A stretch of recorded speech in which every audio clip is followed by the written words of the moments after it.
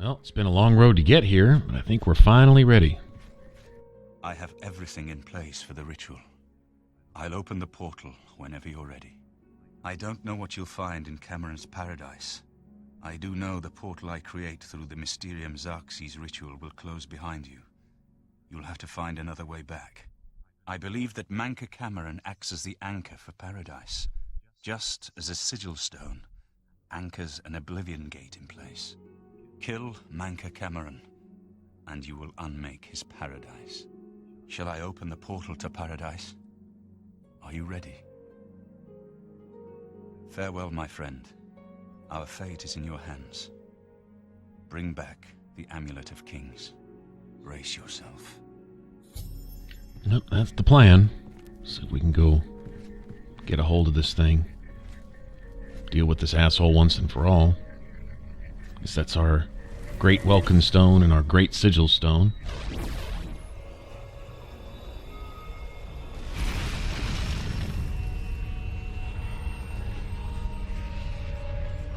Oh, well, let's just open an Oblivion portal right here in the middle of the Great Hall. Hey, why not?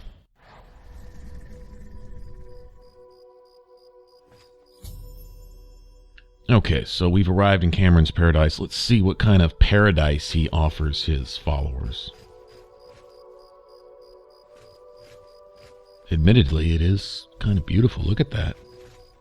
So, the cat's paw of the Septims arrives at last. You didn't think you could take me unawares, here of all places, in the paradise that I created. Look now on my paradise. Gaia Alata in the old tongue, a vision of the past and the future. So is this like a place out of time, unwritten in the Elder Scrolls type of thing or something? I don't know. I'm not that in tune with the whole physicalities and metaphysical properties of the Elder Scrolls and all that. I'm familiar with some of the lore. Hell, I struggle with the timelines most of the time, but as far as what actually justifies this place's existence, interesting that he give it a name. I might go look that up one day, just to go see exactly what the reference is to.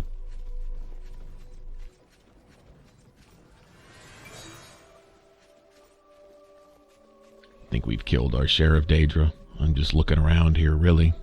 Behold the savage garden, where my disciples are tempered for a higher destiny, to rule over Tamriel Reborn. If you are truly the hero of destiny, as I hope, the garden will not hold you for long. Lift your eyes to Kairek Agayalar, my seat at the pinnacle of paradise. I shall await you there. Something tells me the issue here is it's his paradise as long as he gets to rule over something. The whole God complex thing. I mean, forget all the details. When it really gets down to it, you know, the bare bones, it's a God complex. I wouldn't doubt that it's not much more of a God complex than Mehrunes Dagon himself, being a Daedric prince or whatever, wanting to rule over all of Mundus or whatever. And you know, the people that have to essentially be destroyed, who might take exception to your self-proclaimed godhood, they might have something to say about that, you know? Once you factor them in, it's not so easy. And I wonder if these immortals here, I wonder if they were told about this part of the whole paradise deal before they got here. If they're loyal and they're serving and all that, bottom line is, to be an eternal tool doesn't sound like much of paradise to me. But if they're promised for a reward, thing is, they're probably promised a reward in the afterlife, right? So now they're here in the afterlife being promised a reward back on the world that's going to be destroyed, and there'll be nothing left of it to lord over anyway. But nobody's thinking about any of that. The whole thing is, as long as this guy can get people to serve him, oh, it's kind of like a pimp that would pimp even if he or she didn't get any money. You know, as long as you can control other human beings and get them to become more and more depraved at your bidding for the simple pleasure of the fact that they'll do it because you say so. That's what it boils down. It's a sickness. It's definitely a disease. Anyway, There's all kinds of psychological justifications for that kind of behavior, usually because the person that's made all these justifications is getting away with it. And so my plan is just to keep this simple and just go kick his ass and put a stop to it. You destroyed the Sigil Tower at Ganona. My kin say you fought well. You speak directly, like one of my people almost. I'm glad I did not kill you immediately. There is but one way out of the garden. I guard that path. You will travel that path, and it will bring me honor to defeat you. But you shamed my kin at Ganona. To bring you into my service, that would also bring me honor. So I offer you a choice. Would you confront me in battle, or offer me service? You are impertinent, mortal. I did not offer to answer questions.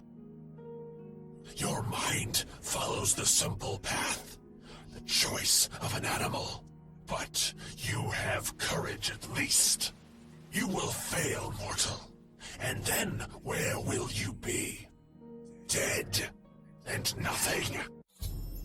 He says my people, and I'm still stuck on this whole these are the Dwemer. These are the dwarves. These Dremora here. You know, not all Daedra, but specifically the Dremora. Or at least a certain branch of the Dremora. I don't know, maybe they aren't the first people to have fallen to be banished to Oblivion, but their arrogance, the same arrogance that got them in trouble with Azura, according to the book. I'm really basing all of this off of a particular book that I read. But, whether it was Azura or another one of the Daedra or one of the Divines, you know, that it could all be like an analogy, a metaphor. The principalities have sparkled as gems in the black reaches of Oblivion since the first morning. Many are their names and the names of their masters. The cold harbor of Meridia, Periite's quagmire, the 10 moon shadows of Mephala and Dawn's beauty, the princedom of Lorkhon, misnamed Tamriel by deluded mortals. I believe the reference to Cold Harbor belonging to Meridia, where Molag Bal would initially be associated with Cold Harbor, and maybe Yes, now? understand now. But in Elder Scrolls Online, Meridia has something to do with Molag Bal's demise in Cold Harbor. Long since lost to its prince when he was betrayed by those that served him. Lord Dagon cannot invade Tamriel, his birthright. He comes to liberate the occupied lands. Ask yourself, how is it that mighty gods die, yet the Daedra stand incorruptible? How is it that the Daedra forthrightly proclaim themselves to man, while the gods cower behind statues and the faithless words of traitor priests?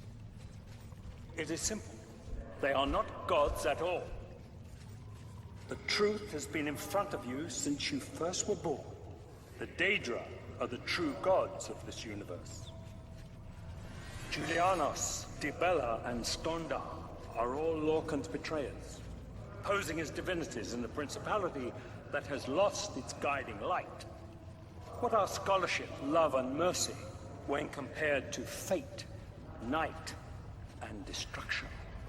The gods you worship are trifling shadows of first causes. They have tricked you for ages. Ah, okay, the logic Why of do you role think your reversal. world has always been contested ground, the arena of powers and immortals? It is Tamriel, the realm of change, brother to madness, sister to deceit. Your false gods could not entirely rewrite history. Thus you remember tales of Lorkhan vilified, a dead trickster whose heart came to Tamriel. But if a god can die, How does his heart survive? He is Daedral. Tamriel Daedral. This heart is the heart of the world. One was made to satisfy the other. You all remember this. He sure likes to hear himself talk. Daedral Okay. cannot die, so your so-called gods cannot erase. Shut the fuck up. Seriously.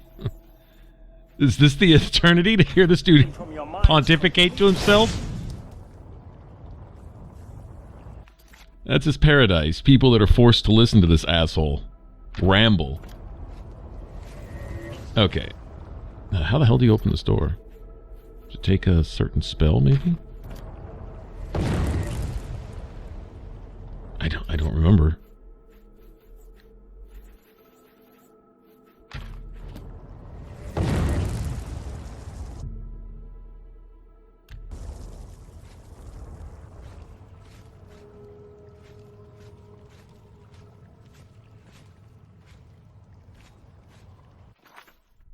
No levers or switches around or anything. You know what? It's probably this things that I picked up off that Dremora outside. Yeah, these right here. Bands, yes, they lock around your wrists. Okay, I remember. Sorry, it's been a while.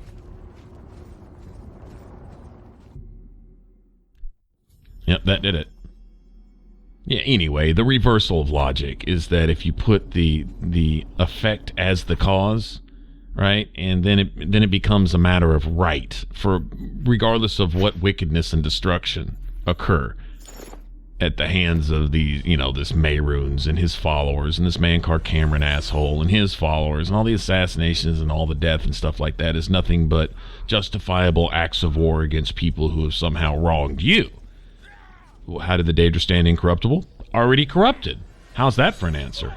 Don't really know, but justifying evil works. Bottom line is, how does mercy and all that stand up to that? Well, you find out when evil inevitably gets its ass kicked.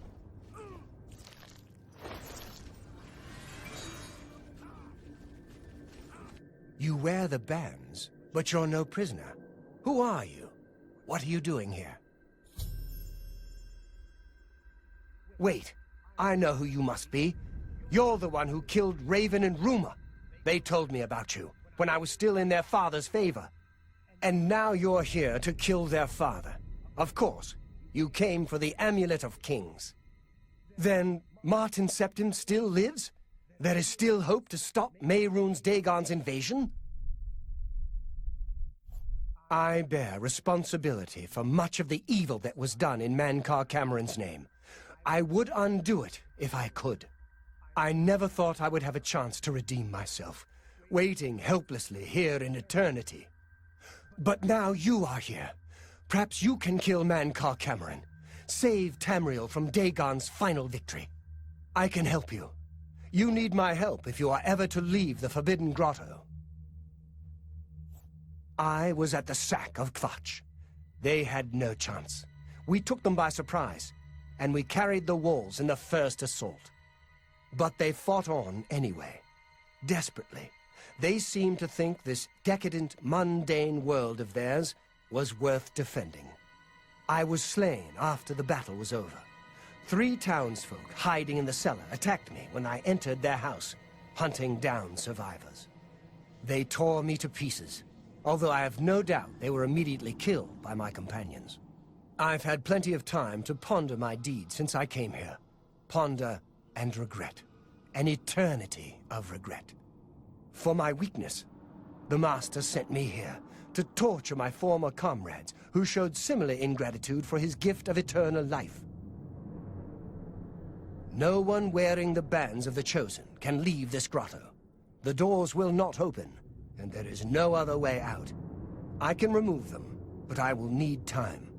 The Dremora Overseer will be here any minute to check up on me. You need to play along until he leaves. Just act like a prisoner, and do as I say. Once Orthe leaves, we can find a quiet spot to remove these bands. Good. Follow me, and don't worry. You can trust me.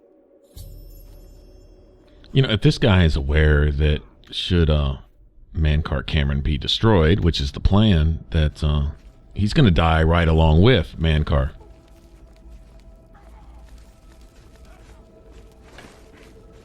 What's going on here? Who's this? A prisoner sent in by... Show me some respect, worm. Unless you want to end up in the cages with them. Yes, Kinreeve, sir. This prisoner was sent in by Cathatet for questioning. I was about to begin. This is not one of Mankar Camoran's chattels from the garden. Who is she? Nothing escapes your vigilance, Kinreeve. Cathatet wondered as well. This is why he sent her for questioning. Well, carry on. Of course, Kinreeve. Prisoner, get in the cage. I'd like to see a mention of a word similar to Kinreeve in Dwarven lore. Dwemer lore? That's what I'd like to see. I seriously want my little theory validated. I do.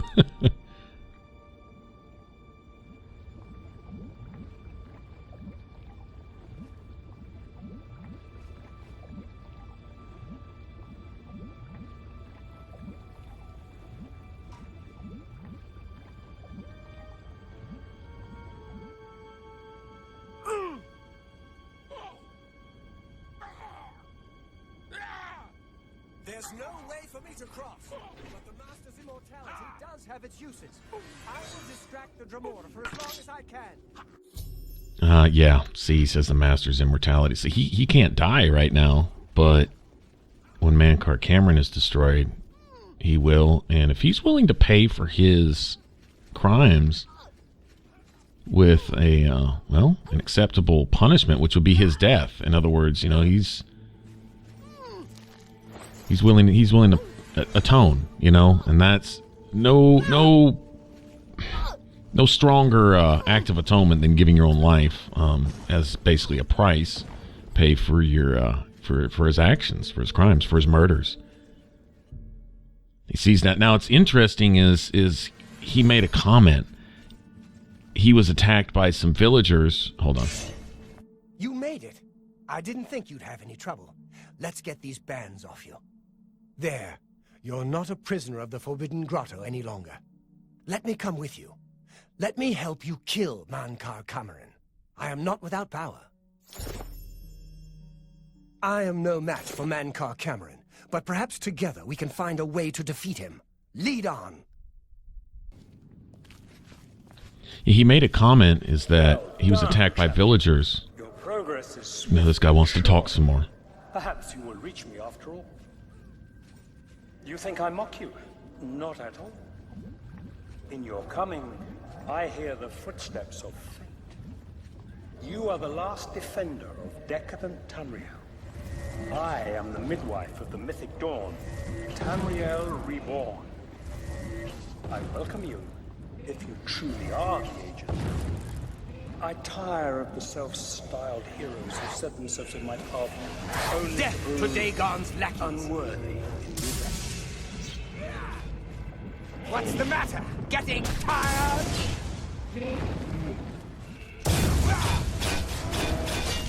Anyway, he makes a comment that these villagers that attacked... Am I going to get interrupted again? By Mr. Mouth? Okay. That these villagers felt this mundane world was worth defending. But they're going through all this trouble to conquer this exact same mundane world, right? So, how does that not make sense? In other words, okay, you fault me for wanting to defend my home. Well, you sure are making a lot of efforts to take it. And the thing is if you do manage to take it, all that's going to be left is a smoking pile of rubble. Well, of course, Mehrunes Dagon wants to turn it into a plane of oblivion or something like that, right? Nothing but fire and death and torture and pain and all the things that he apparently feeds off of or gets his rocks off on or whatever. Who really even cares what his motivations are? It's bad. He needs his ass kicked, gets his ass kicked. That doesn't happen, and then we're all fine, and he can go mope or die or not exist or continue existing somewhere else. Or, you know what? That's his problem. Who really cares? Yeah, that's really kind of what it boils down to. But interesting. You're shocked that I find my home worth defending, yet you are putting together this huge, intricate, involved plan costing the lives of millions to take it. You feel it's worth taking, but you're surprised that I find it worth defending. Interesting.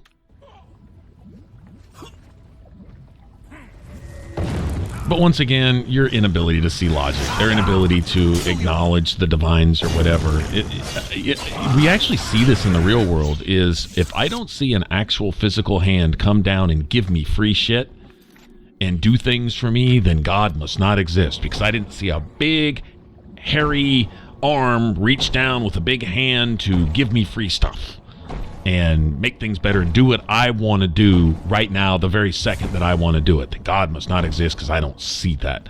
I don't see his quote-unquote hand in anything.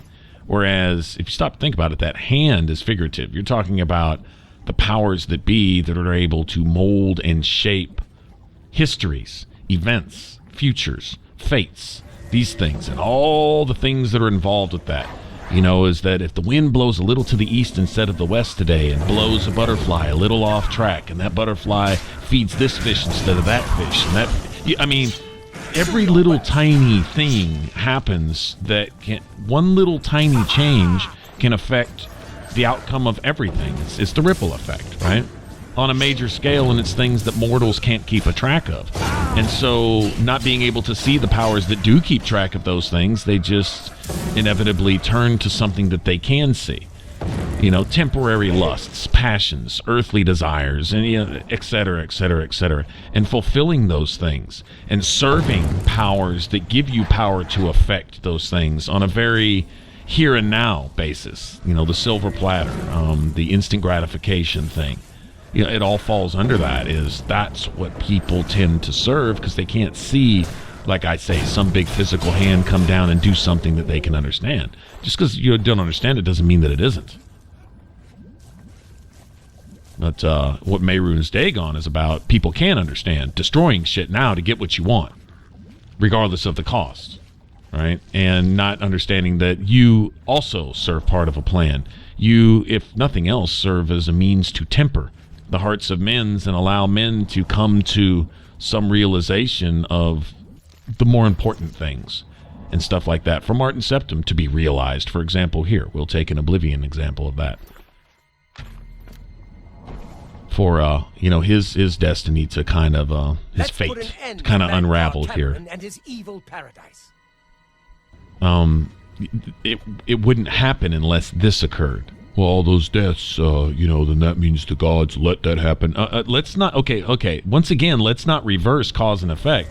The divines aren't coming down killing all these people. This dickhole Mehrunes Dagon and all of his tools that he has working for him are the ones killing the people. Well, the gods let it happen. Oh, but if they didn't let it happen, then guess what you'd say? You don't have free will.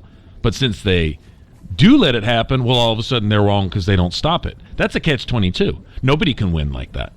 Right? And so, you know, if the divines keep a distance, I don't blame them, because, like, we're kind of a bunch of faithless, dickhole, asshole, selfish, self-centered, thoughtless pieces of crap by nature.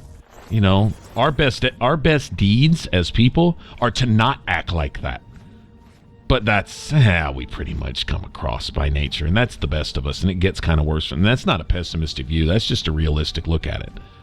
Because we're blind, we're short-sighted as a people. That's a fault. It can be a lovable trait until it starts affecting, well, the lives of people, and starts infringing on people's liberties. You know, their right to, like, you know, live and not be murdered in their beds and not have their city sacked and destroyed around them, and, you know, stuff like that. When you start infringing on those rights, well, yeah, then it's not so adorable. We're not just a bunch of misunderstood fluffy kittens that just happen to have claws. No, we're actually pretty vicious animals. Yeah, anyway. So just to kind of put that in perspective, it's interesting is even now you can come up with this. You can find these you know, these same arguments that you would see in the real world here. Is it a fantasy setting? Yes. But is it real life issues? Well, yeah, to an extent, actually it is. And why in the hell was my wraith over there feeding on my follower? I guess they pissed each other off in a fight. They don't seem to be hostile, though. I don't know. Anyway, just a few little thoughts on that.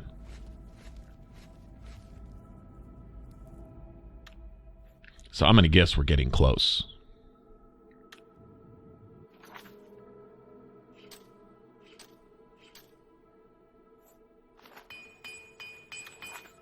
Probably best repair up and charge up and do all that good stuff. There we go. Very cool.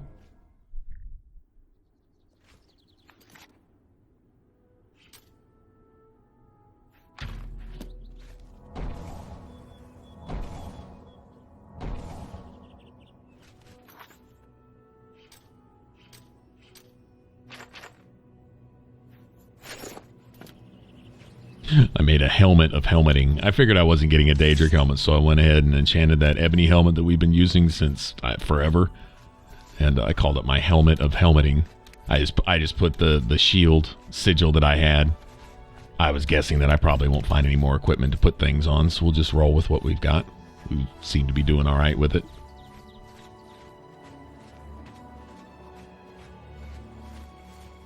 Alright, so there's his shrine to Mehrunes Dagon. You actually see statues very similar to that, even in Skyrim. To find his means of lording over things acceptable, that's troubling. Because you even see people willing to follow that type of nonsense in Skyrim, you know, years later.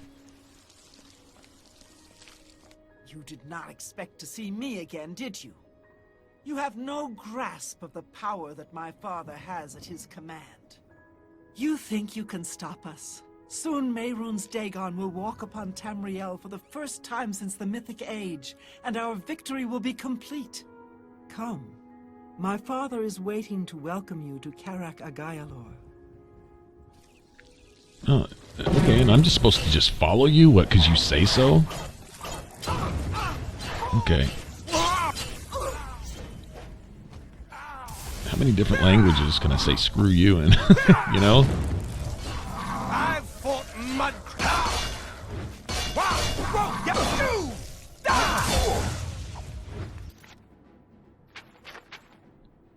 You know what? I got something for you. Your efforts are in. Not good enough. Your efforts are God's just not allowed to attack there. That's interesting. Mundane ring. I think he always drops one of those. Actually, well, if you didn't have one up to this point, good idea to kill his ass out here. Of course, if immortality is a thing and he can just raise these up as thralls, I'm guessing these are his children, then I guess we'll be seeing them again. I like that Eldamil is willing to pay the price. He knows he's going to be destroyed along with Mankar Camoran, and he's still along for the fight. That's true, what would you say, repentance?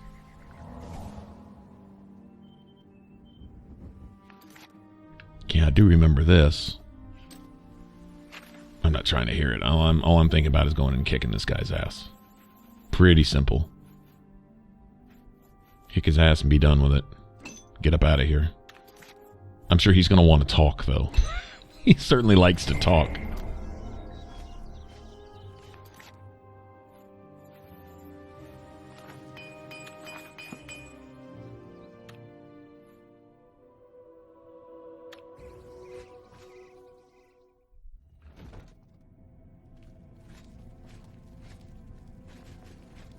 Yeah, they're raised up again.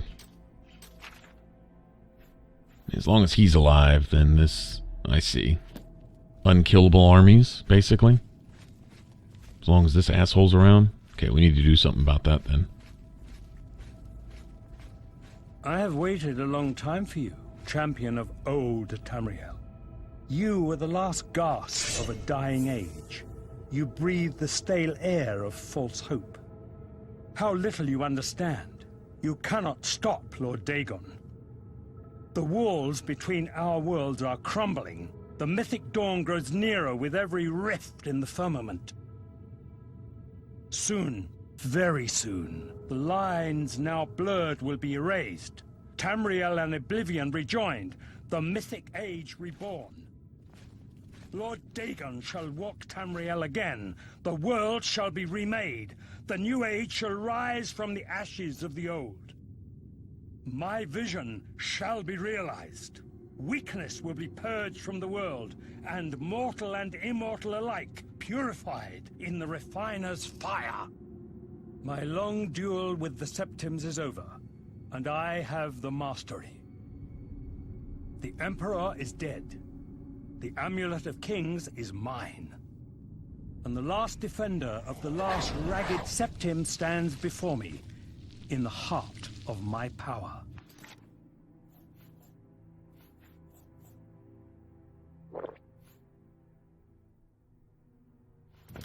Let us see who at last has proved the stronger. Okay, and you talk too much. So you know what? Your cause is already lost. Yeah. Suck on that. Okay? Yeah. You suck on that and try to talk around the side of it, because you talk way too much. I'll take all these as keepsakes.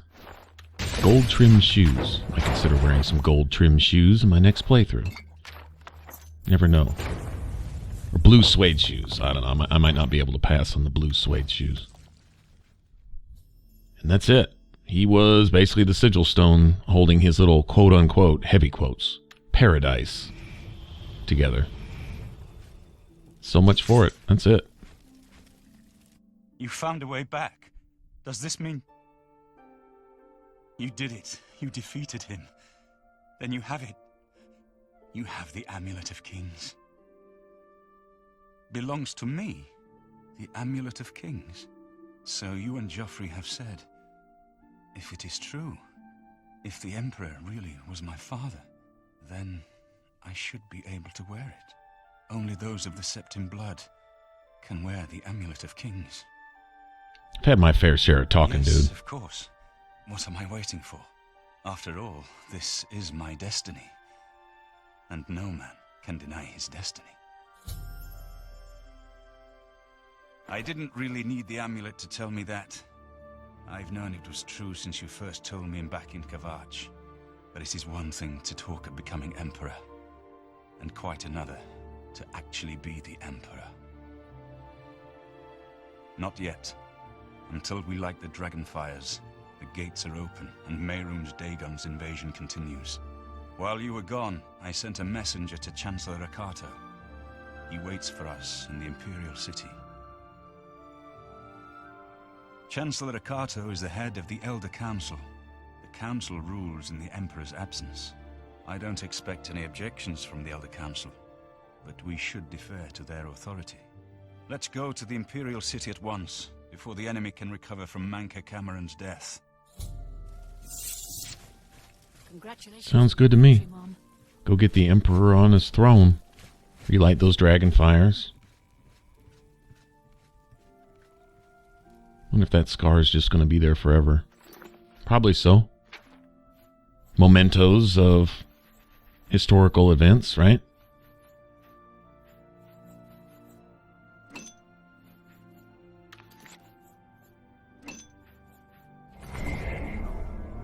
Somehow I think our fight might not quite be over, though. Mehrunes Dagon wants to restore the Mythic Age. I'm guessing that's a day before the world as we know it. Looks like it is. Maybe the whole world was something like a plane of Oblivion. Maybe the acts that were committed caused the Daedra to be banished in the first place. I'm guessing dragons took their place after that. And then came men. Huh. I wonder. Go back and look at the timeline. Anyway. Alright, thanks for watching. If you want to subscribe, you can click that button up top. If you want to catch the rest of this playthrough, you can click that image in the middle. It should send you straight to the playlist. Appreciate you hanging out, and I will see you all in the next one. Y'all take care. Bye-bye.